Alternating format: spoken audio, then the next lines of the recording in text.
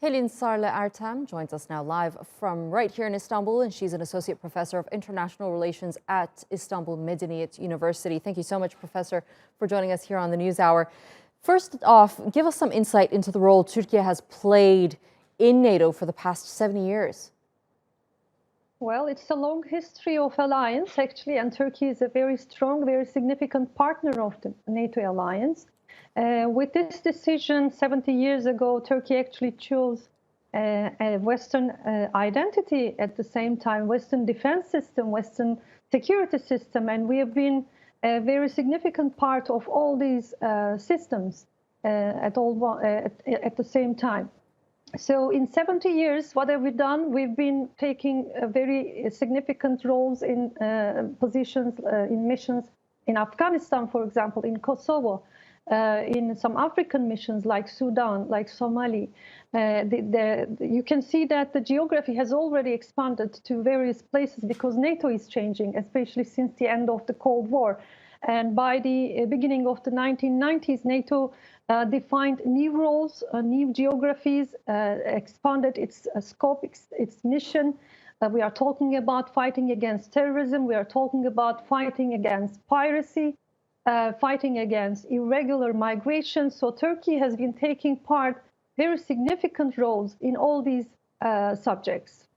Right, and NATO, as we know, is in a tough spot at the moment with the crisis between Russia and Ukraine, and we've seen Türkiye offer its assistance to mediate the crisis. How important of a role is Türkiye playing in NATO at the moment in light of this Donbass crisis?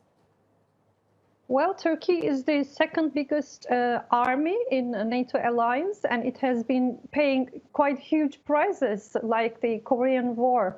We've given martyrs to this war. So Turkey has already showed that it is paying a very significant, very important price for the sake of this alliance. And it is happening now again in Ukraine. Turkey is a regional country. It's a significant NATO member, but at the same time, it is in a position to be able to mediate in between the West and the East, such as Russia.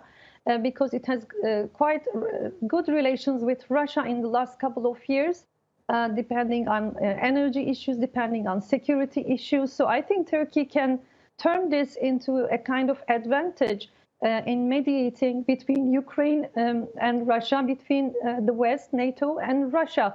And I think there is a chance for that because there are lots of things that Turkey and Russia can lose if the relations are getting worse. So it's a complex, interdependent relationship, and Turkey is quite aware that a crisis in the in the Black Sea region will affect Turkey to a great extent, as well as the other Eastern European countries and Russia as well.